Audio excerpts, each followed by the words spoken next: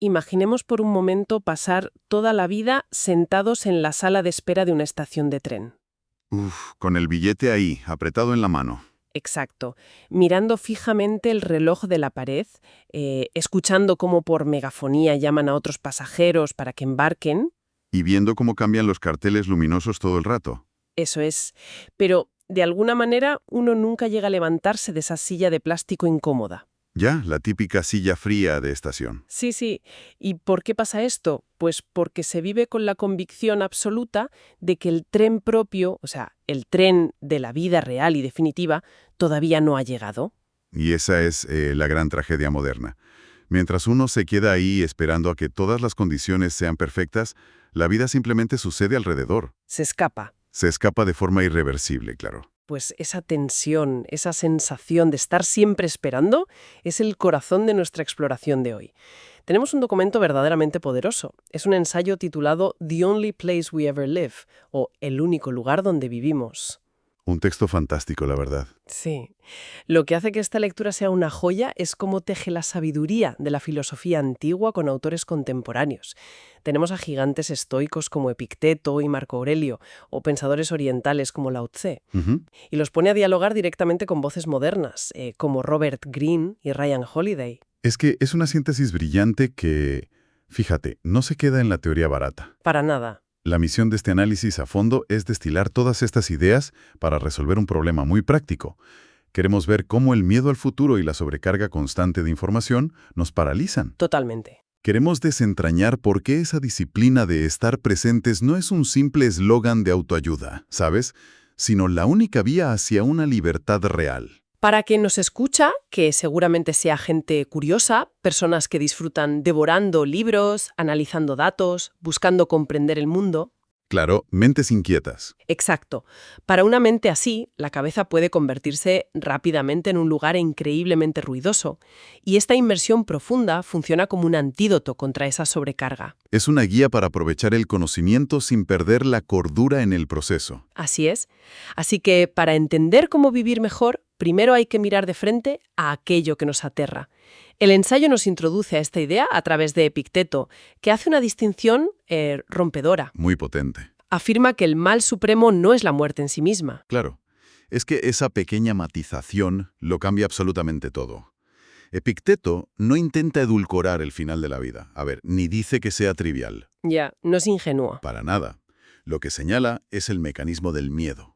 Ser prisionero del miedo a la muerte significa que uno ya ha dejado de vivir. Uf, qué duro suena eso. Es haber hipotecado las horas reales que tenemos hoy para pagar un peaje de pavor por un momento futuro.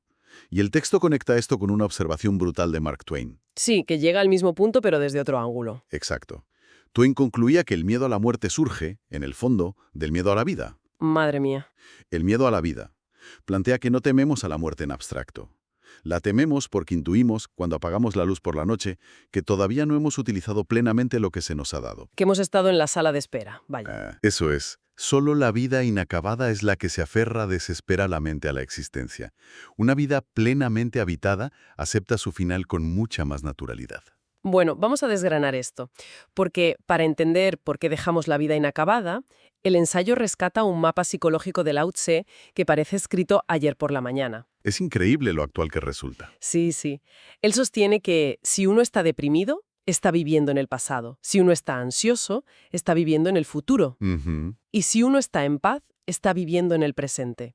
Pensemos en algo súper cotidiano, ¿eh? Ese nudo en el estómago un domingo por la tarde. El clásico bajón del domingo. Claro, no se sufre por el domingo en sí, que suele ser un día tranquilo.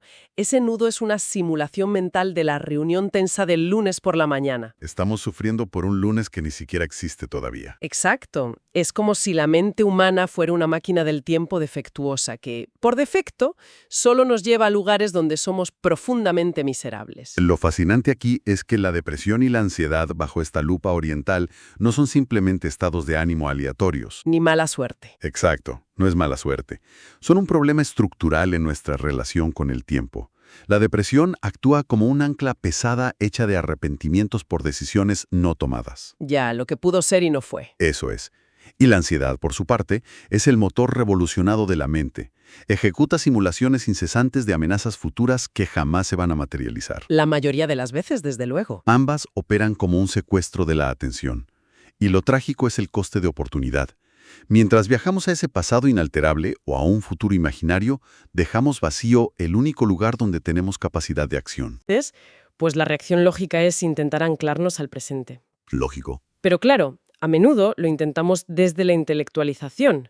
Uno intenta estar presente y de repente la mente empieza a sobreanalizar cómo se está anclando al presente, Te montas otra película. creando una capa de ruido totalmente nueva. Esa trampa del sobreanálisis es precisamente lo que Marco Aurelio intentaba evitar en sus meditaciones. Sus diarios privados, claro. Sí, él no describía la razón humana como una herramienta para calcular riesgos sin fin o ganar debates. Para él, la razón debía ser un santuario sagrado. Un refugio. Un refugio interno de claridad al que volver cuando el mundo exterior se vuelve caótico.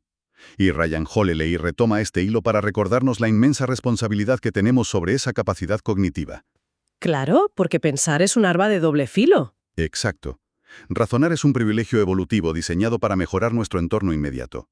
Permitir que esa mente sea secuestrada por el catastrofismo es un desperdicio enorme. Pero la línea entre usar la razón como santuario y usarla como prisión es finísima. El ensayo lo ilustra de forma súper cómica con el acertijo del 100 pies. Ah, me encanta esa historia. Es buenísima. Resulta que un escarabajo ve caminar a un 100 pies y le pregunta: «Oye, con tantas patas, ¿cómo lo haces? ¿Qué pata mueves primero? ¿Y cómo coordinas el resto?». Y ahí empieza el drama. Claro, el 100 pies, queriendo ser preciso, se detiene. Empieza a pensar conscientemente en la mecánica de su propio andar. Se enreda. Se enreda totalmente en la lógica de sus movimientos, pierde el equilibrio y acaba cayendo en una zanja. Había caminado perfectamente toda su vida, de forma instintiva, Hasta que lo piensa demasiado. hasta que el intento de intelectualizar el proceso lo paraliza por completo. Pues esa parálisis es el daño colateral de lo que Robert Greene identifica como la rigidez del ego. A ver, explícanos eso. Greene argumenta que la verdadera creatividad, esa capacidad de fluir, no es magia, es flexibilidad mental. El enemigo es aferrarnos a nuestras etiquetas. Ujú. Pone el ejemplo de una simple pluma de ave. Si el ego insiste en que una pluma es solo un desecho de un animal, ahí termina su utilidad. Ya. Pero para una mente abierta, libre de esa rigidez, una pluma es una herramienta de escritura. Es arte. Es material para volar. Cuando el ego decide qué son las cosas antes de experimentarlas, nos volvemos tan torpes como el ciempiés. Todo esto encaja a la perfección con una cita de Emerson que aparece en el texto.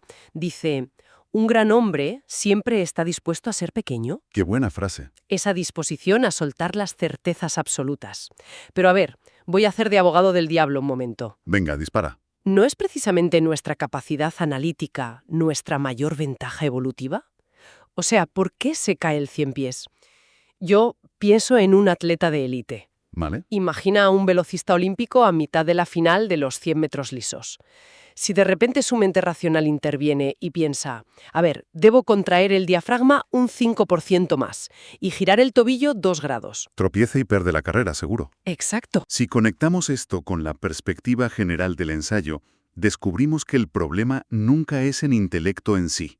Es pensar desde una autoconciencia paralizante. Pensar con el ego encendido. Exactamente. El ciempiés no cae por usar la razón.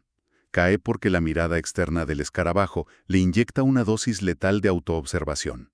Pasa de estar caminando a mirarse a sí mismo caminando. Y esa separación rompe el flujo natural. Claro, la grandeza de la que hablaba Emerson, ese estar dispuesto a ser pequeño, significa tener la valentía de apagar esa cámara de vigilancia interna. Uf, y qué difícil es apagar esa cámara hoy en día. Ya te digo. Esa rigidez mental no se queda solo en el pensamiento.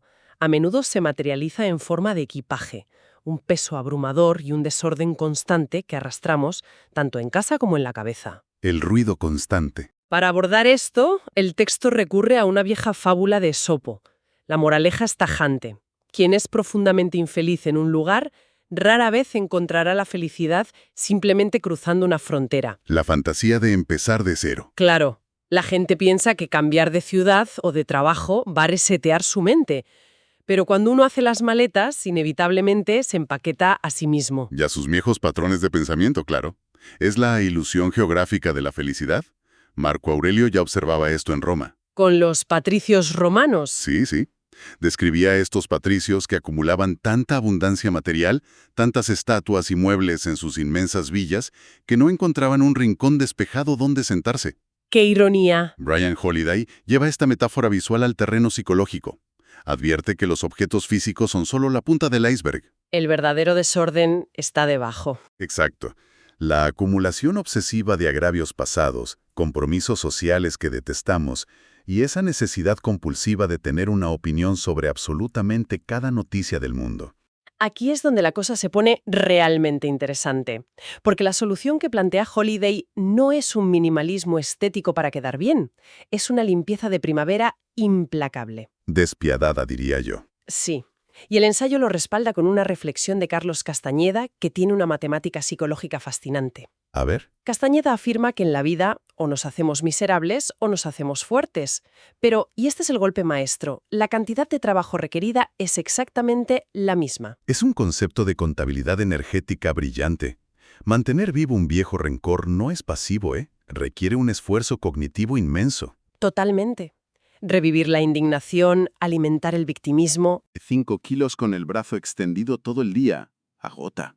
Usar esa misma energía para establecer un límite o perdonar también requiere sudor. Pero es un sudor que construye músculo emocional. Exacto. No tenemos la opción de no gastar energía. La única elección real es en qué invertimos ese esfuerzo diario. Y cuando uno logra hacer esa limpieza, soltar esa pesa de agravios, se topa de bruces con el siguiente obstáculo moderno, la presión exterior. La cultura de la reacción. Esa exigencia de opinar y proyectar nuestra vida hacia afuera todo el rato. Una vez limpiado el interior, el reto es proteger ese espacio. El texto nos enseña que la verdadera disciplina no trata solo de lo que hacemos, sino de lo que contenemos. Lo que nos callamos. Eso es. Hay una lección oculta en los silencios de la historia estoica. Pensemos en Séneca, que fue consejero de Nerón. Madre mía, menudo panorama. Vio cómo descendía a la locura. Y sin embargo, en sus escritos, Séneca nunca lo critica de forma directa, igual que Marco Aurelio nunca despedazó a Séneca en sus diarios, a pesar de sus discrepancias éticas. Es la decisión consciente de no añadir más ruido al ruido. El silencio no como debilidad, sino como la máxima expresión de autocontrol. Exacto. Y esto cobra una relevancia brutal hoy en día con las redes sociales. El ensayo rescata la historia de Patty Davis, la hija de Ronald Reagan. ¿Qué caso tan revelador es ese? Sí, en su juventud publicó libros muy crudos exponiendo los trapos sucios de su familia. Fueron éxitos de ventas inmediatos. Claro, el morbo. Pero con los años su perspectiva cambió.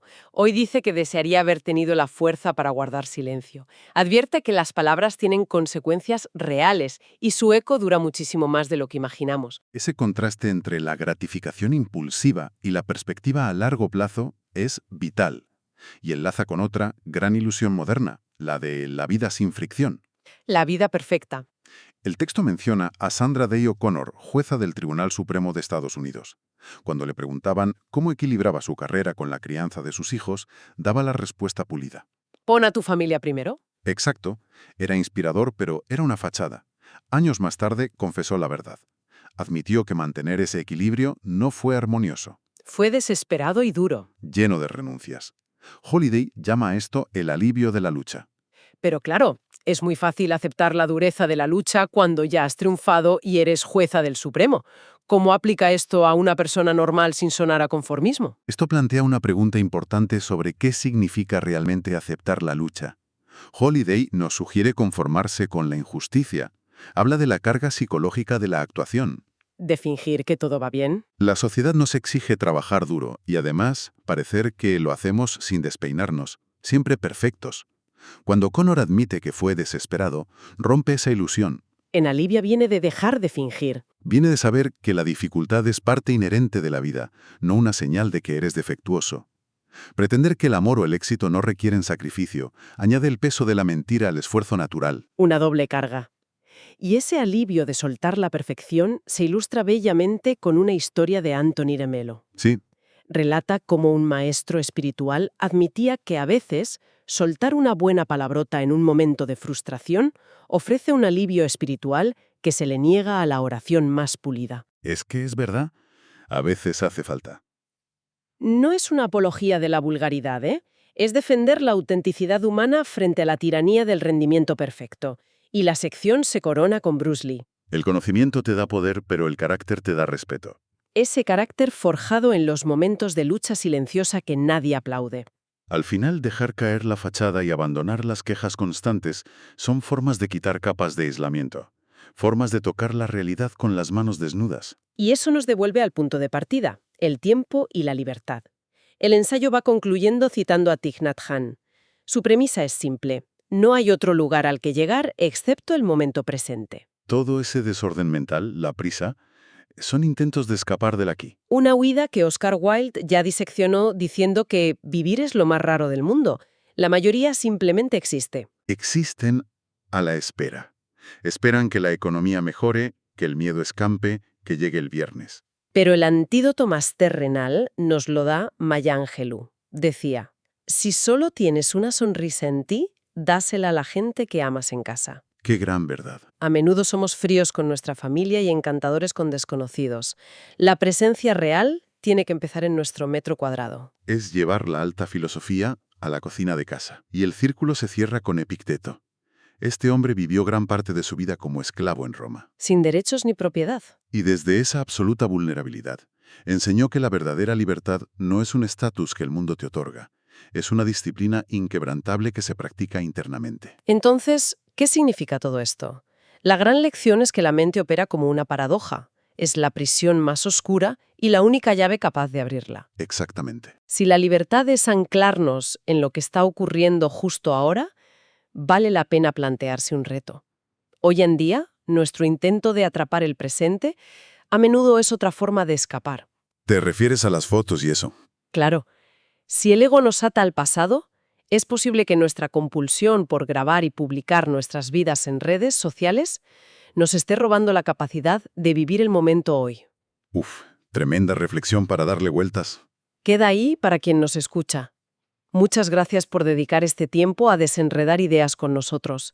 Mantengan viva la curiosidad y nos encontramos en la próxima exploración.